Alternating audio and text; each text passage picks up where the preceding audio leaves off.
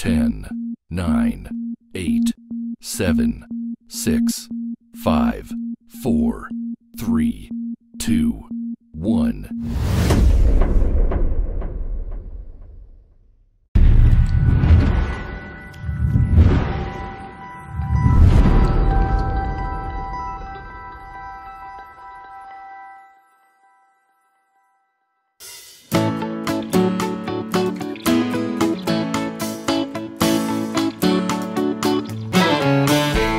They told Albert Einstein he should leave school, but relatively speaking, they were the fools.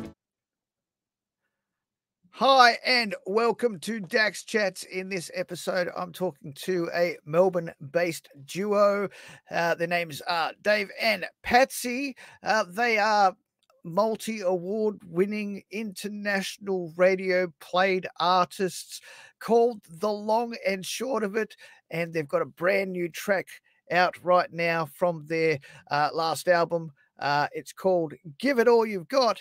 Today, Dax Chats to The Long and Short of It, and here they are right now. Hi, G'day, Dave. Yeah. How are you guys? Yeah, good. Very well, thanks. Just treading water is the word down here at the moment in Melbourne. Yeah, we're in lockdown, so yeah. It's all How are you doing? How are you dealing with the new normal? Because as I said off screen just now, you in your first lockdown, you did the takeaways option in your restaurant, and this time around, you've decided to go against that because it was a bit hard to do it with all the laws, and so now you guys pretty much aren't working with anything. No, we're just working on actually what we're not working on anything really. No, songwriting, doing things that we love in terms of the music side of things, and setting up the studio. We've got a recording studio that had been in the making here ever since we built the building for the last 2.5 years, and it's sort of given us an opportunity to get up there and finish that off. We've just bought a brand new mixing desk, and so I'm pretty excited about jumping up there eventually and being able to produce some good demos. Yeah. So you guys were pretty much ready to head off to Nashville to record a new album before this all hit, weren't you? We were. Certainly. We were supposed to be there in May, and then we just missed out completely. So we had to cancel the trip, and we're not entirely sure when we're going to be able to get back. We've tentatively rebooked the studio for July next year. Yeah, but that means, of course, that the album won't be out for a fair time after that. But it's all written and ready to go. We recorded that with with Kenny, who does co-writing with us via Skype, which is fun. Yeah, we did the last album that way as well. We wasn't sure how that was going to work, but it turned out really well. So he put his hand up again to do some co-writing with us. So we're just happy to have him on board. Yeah. So now you've got your studio almost set up and ready to go there in Melbourne. Would it be beneficial to have him do his stuff over there and then you guys lay down your vocals back in Australia and then send it back over to mix it? We possibly could. I don't know whether, knowing Kenny Royster, how fussy he is with everything that he does, I would say that he would really probably prefer us there in the studio. I mean, he's a fantastic vocal coach as well, and no matter sometimes how well you think you're singing the songs, he's always picking up on little things that you don't necessarily pick up on. So I think being there in the studio, the synergy and the chemistry that happens there, that's pretty hard to replace. Yeah.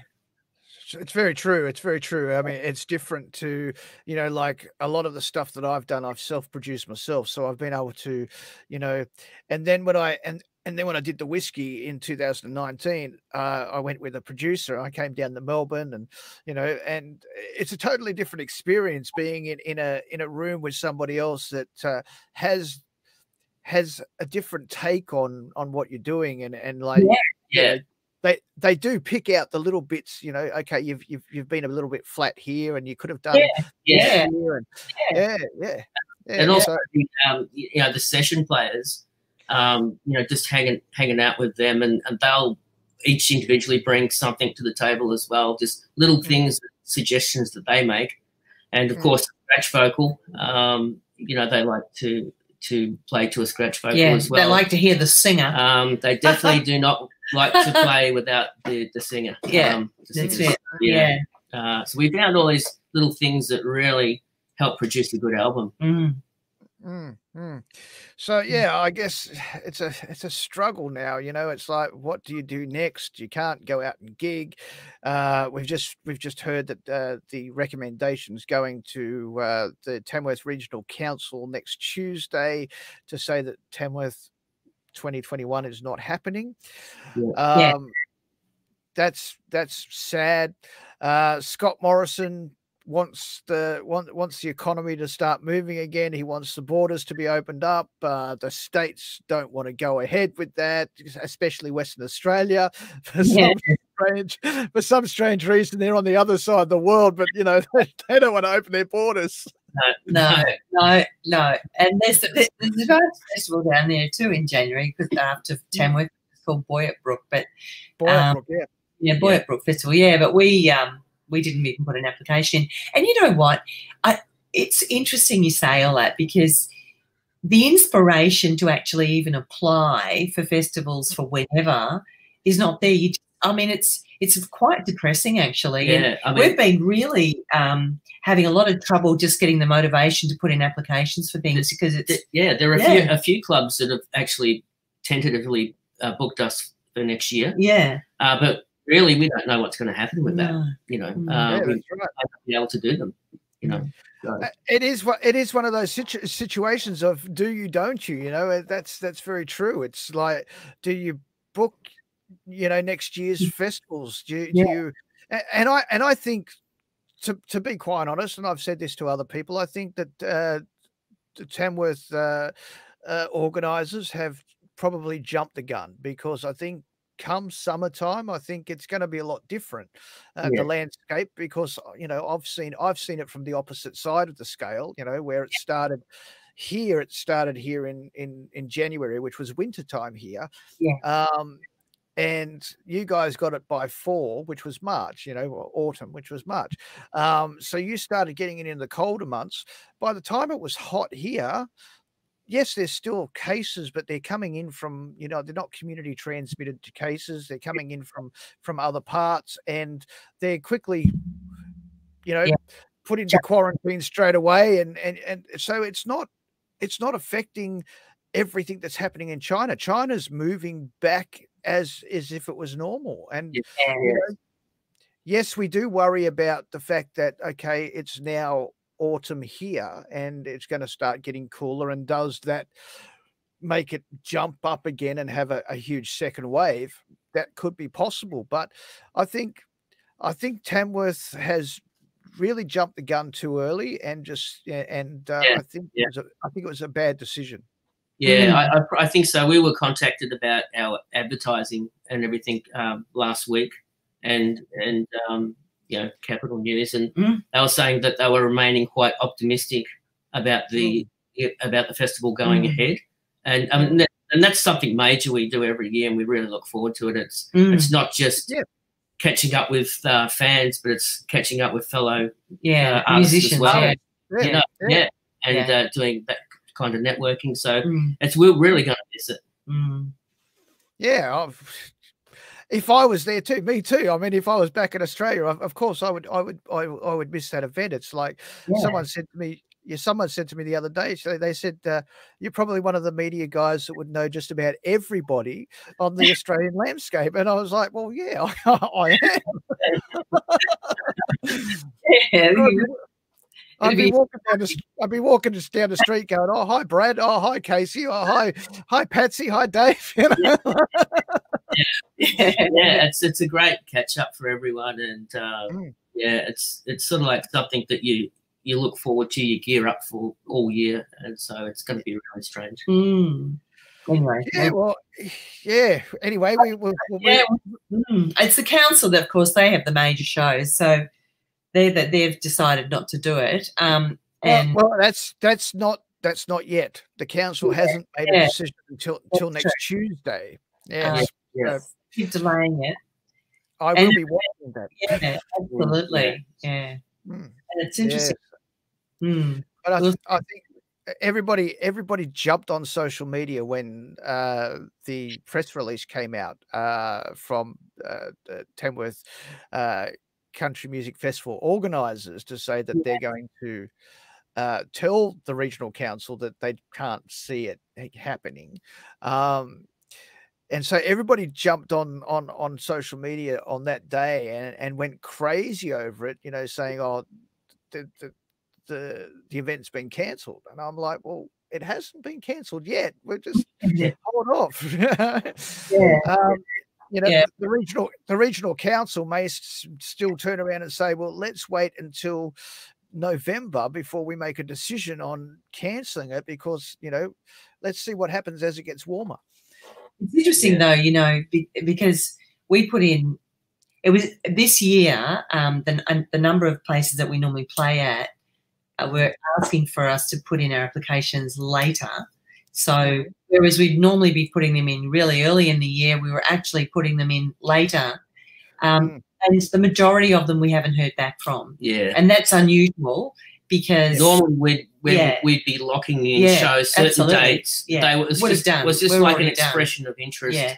They let us know if you're interested in you know, applying to play at our venue, and but we haven't heard anything. No, so that means that even if you know, it's not cancelled, I don't know whether there'll be a mad rush on trying to get the artists back into the venues, but maybe because we're more severely impacted in Victoria, you know, it may well be that's going to go. That may go against us, you know, because we're you know, the borders are closed with New South Wales, and you know, we actually went there in July, and we were unfortunately referred to by a couple of people in the street as Sicktorians when they saw our car.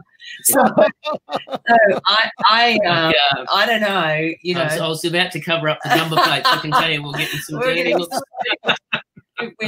Oh man! I mean, it was just it was really unfortunate, but you know, these things happen, so we just have to play it by ear, basically. Yeah, absolutely. Now you guys have had a stellar career. The brand new single's called "Give It All You Got." It's brilliant. I have to say, it's a family-orientated, educational song. Yes, most definitely. It's funny. It was actually a concept that I had for a while, and I was just sort of relaying it to our producer in Nashville. So, like, you know, what do you think about this concept for a song? And he thought it was a great idea, so we started to we all wrote it together. And it kind of turned out initially. How it ended up was not how I initially started. It was probably more of a serious song. But then as we, even in Nashville, as we were producing the song, it sort of developed and morphed into more of a little country pop, more of a quirky kind of motivational, fun sort of song. And we were really happy for it to go that way. Yeah, it was where it was meant to be. Yeah. And I mean, we had so much researching. What's that word in the It's called stick-to-ativity. Stick-to-ativity. That's the one. That's the one. It is an actual word. Yeah, well, it is now. It's now an actual word, of course. It's our word. We made it up. But yes, stick-to-ativity. So it's like stick to creativity, you know, stick-to-ativity, stick to your goals. To what you believe in. Yeah. So because obviously part of what I do over here is to work with children, teaching them English and stuff like that. And my wife's also an educator as well. So when we watch the video clip, we're very happy with the video clip. We actually show it in our school, and we actually oh wow, that's wonderful. Awesome. You know, we've got to start them young. But when we get to that word, we can't explain it. We're like, stick as in stay to your creativity. It's mixed up. It's mixed up word. Yeah, we just thought it was. We liked the sound of it, and we thought, what a cool word. Yeah. It just sounds good. Let's get on with it. It's a great word. Now, also, obviously, you just I guess you decided to release this because there was nothing new happening. You know, I guess I guess it was just something to keep the wheels turning and stuff like that. And now you're in lockdown, so you did a very inventive video clip for it as well. We did, yeah, we did. We combined animation, I guess, with the whole thing, and we were very fortunate that just before the curfew lockdown, where you couldn't sort of move about at all, we went to the creative, the studio that did it for us, and we spent a day there just laughing and having fun, as you can see, and jumping up and down and pretending we're jumping into clouds and, you know, playing along. It was a lot of fun, and it was something we'd been toying with for a while with a film clip about putting something together that was animated. Yeah. And we just thought that was the perfect song to do it. Yeah. Absolutely. Absolutely, because the way you've put it together, as I said, the colors, the way the words jump out at you, and everything that is in that clip, and even you guys, you know, jumping, as you say, jumping into clouds and stuff like that. All of that looks great for children. And my son, as I said, is 2.5 years old, and he asks for it every day. So Awesome. we're playing it on YouTube every day, over and over again. Wow. Get our views up, because you know what, when we initially put it out there, we actually had the photographs of Albert Einstein, and we had to take the video down and substitute with a cartoon character because it has some copyright. There was some copyright issues we didn't even appreciate. Issues that we thought there would be a problem because it'd be out of copyright, a lot of those photos, but obviously not. Yeah. So apparently, for example, with Albert Einstein, his photographs are owned by the Israeli university. So we had to we got a whole lot of views when we first released it, and we were so excited because it was a couple of days, and then we had to take it down and just substitute some of the images. So we had to rebuild it, and you don't get the crossover of the views. Yeah, we lost a bit of traction. We lost all of that. Yeah. Anyway, it doesn't matter. But we're getting it back with you and your son. I think I've actually downloaded the real copy.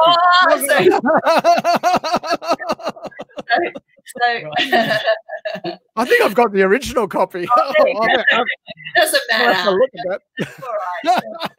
Well, that one will be building in the background, and the other one will be just sort of sitting at nothing.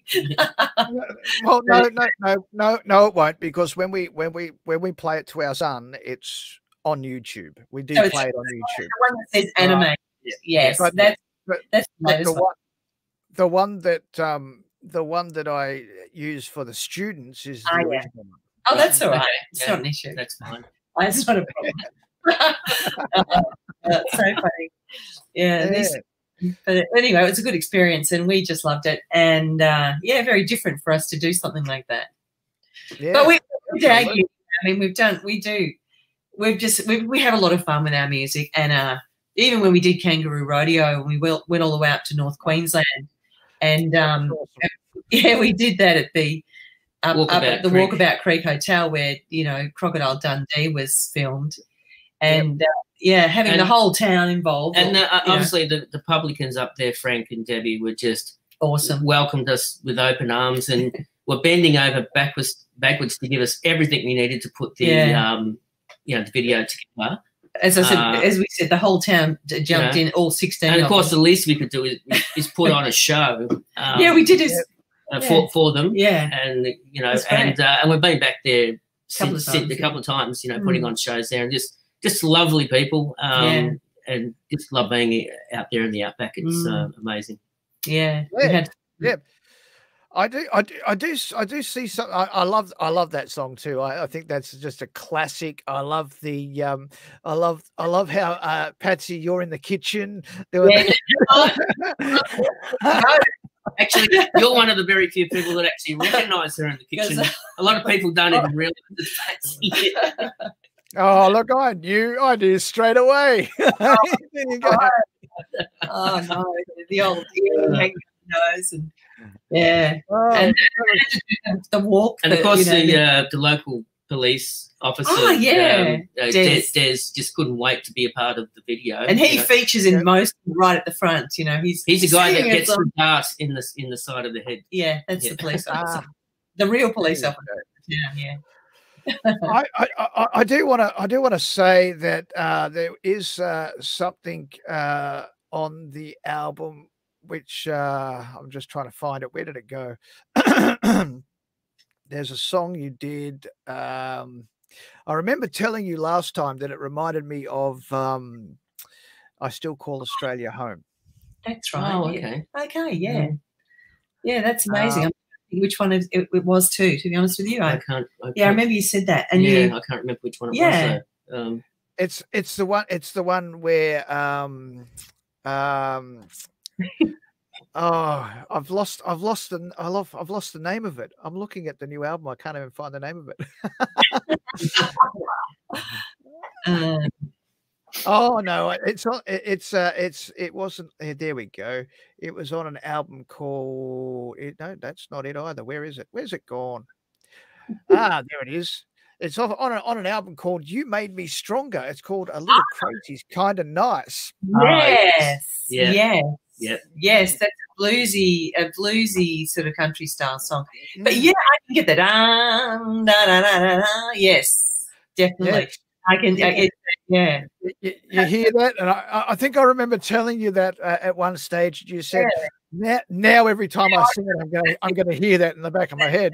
And I do now. Yes, you're quite right. I mean, we don't sing it as often, and it's funny how you move on. You know, with your repertoire. That was one of the very first songs for that album that was actually pitched to us. To record. Yeah.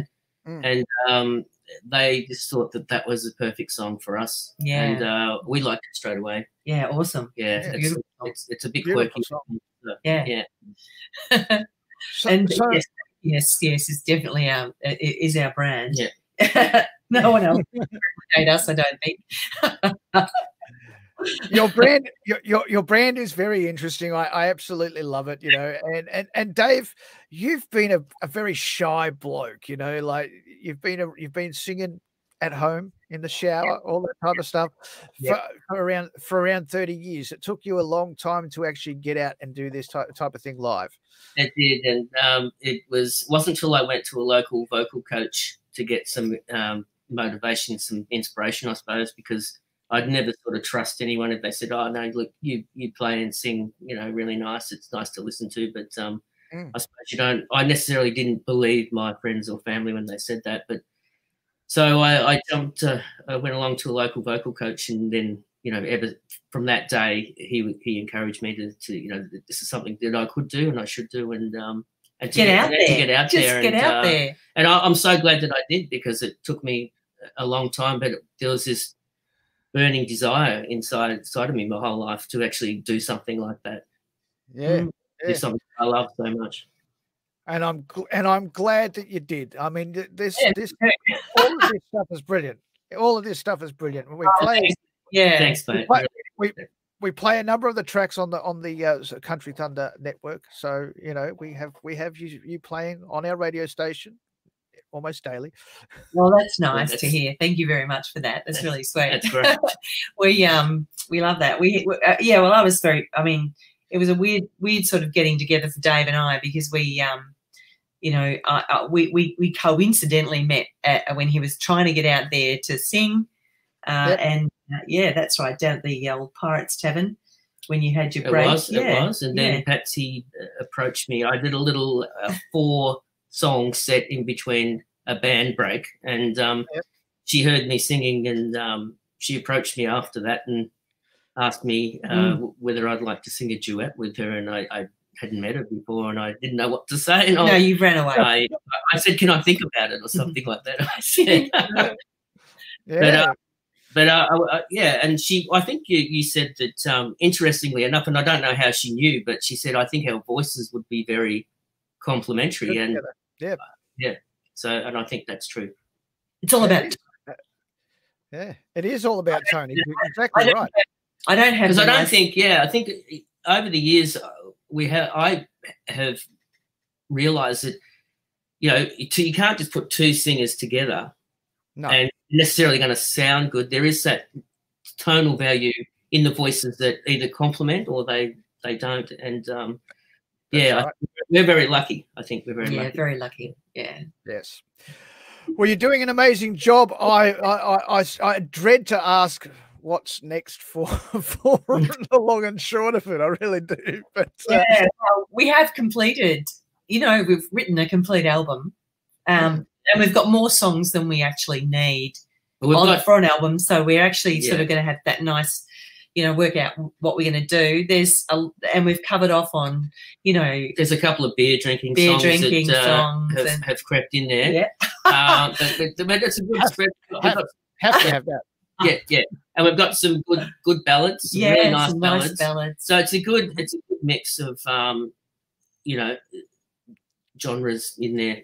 I think so. Cover across all sorts of country music sort of flavors. Genres, that's what we're working on, getting that sorted out. And if it really becomes impossible to get back to Nashville, then we'll do it the other way. We will. But it's given us more time to refine the songs. Yes, yeah. Before we get there, and we're doing a lot of rehearsal. And you know what else? When we can, we've set up our studio so that we're doing those uploads.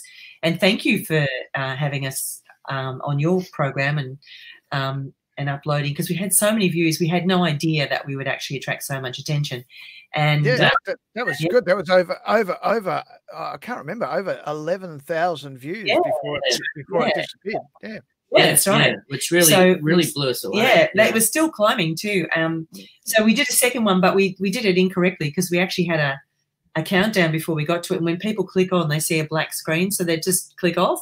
So we only had over 4,000 on the second one, but we've realised that we can do that and that we can encourage other artists to come in and do the same.